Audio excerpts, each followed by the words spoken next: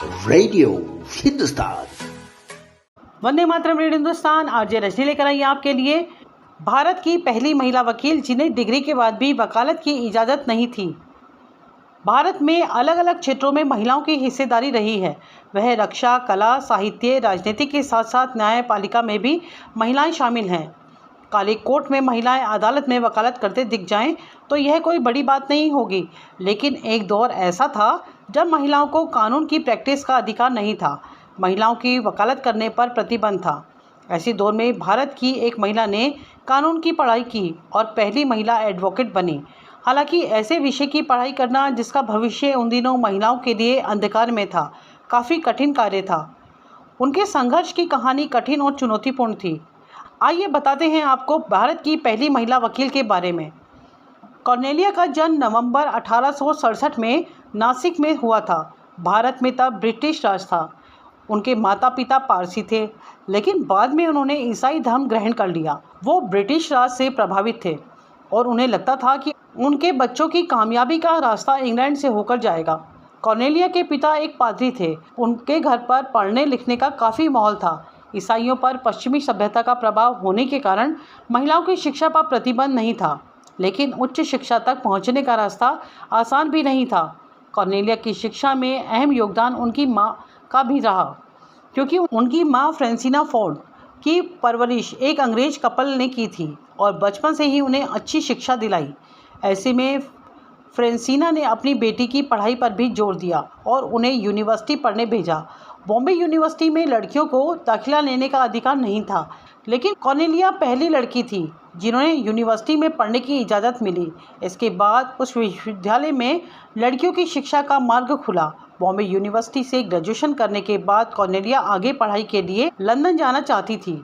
हालांकि उनके पिता के पास इतने पैसे नहीं थे कि कॉर्नेलिया ऑक्सफोर्ड पढ़ने जा पाती।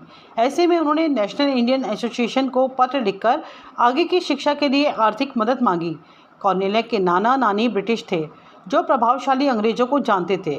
इस कारण उन्हें आसानी से ऑक्सफोर्ड जाने का मौका मिल गया। कॉर्नेलिया सोराबजी ने ऑक्सफोर्ड के समरविल कॉलेज से सिविल लॉ की डिग्री हासिल की। वो ऑक्सफोर्ड यूनिवर्सिटी में कानून पढ़ने वाली पहली महिला बनी, लेकिन अंतिम परीक्षा में उन्हें मर्दों के साथ बैठकर परीक्षा देने की इजाज़त नहीं दी गई। उन्होंने इसके खिलाफ अपील की।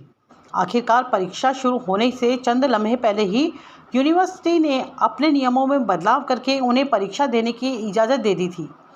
इस तरह से 1892 में ब्रिटेन में वो पहली महिला थी जिन्हें बैचलर ऑफ सिविल लॉ परीक्षा में बैठने की अनुमति मिली। वो अपने एक खत में लिखती हैं, मैं कानून की पढ़ाई करना चाहती थी और जब मेरी ये तमन्ना पूरी हुई तो मुझे लगा मेरा सपना पूरा हो गया। रिचर्ड सोराबजी बताते हैं, वो बाहर से बेहद शांत दिखती थी, लेकिन अंदर ही अंदर उनके मन में बहुत कुछ जानने की उत्सुकता थी। एक किस्म की उथल पुथल चलती रहती थी। ऑक्सफोर्ड से कानून की पढ़ाई पूरी करने के बाद वो भारत लौट आई। स्वदेश वापसी के बाद कॉर्नेलिया ने 1897 में बॉम्बे यूनिवर्सिटी से LLB किया। यहाँ वो बैरिस्टर के तौर पर काम करने में अपनी आजीविका चलाना चाहती थी, लेकिन तब भारत और ब्रिटेन में महिलाओं को वकील के तौर पर प्रैक्टिस करने का कोई अधिकार नहीं था। उस वक्त भारत में कई रियासतें हुआ करती थी। कॉर्नेलिया का कई शाही परिवारों में आना जाना हुआ करता था। वहाँ उन्होंने पाया कि उन परिवारों की महिलाओं को मर्दों की हुकूमत में रहना पड़ता था, उनके अपने अधिकार नहीं थे। भारत में उन दिनों पर्दा प्रथा थी। महिलाओं को परिवार से बाहर के पुरुष से बात करना तो दूर, उन्हें देखने तक की इजाज़त नहीं थी।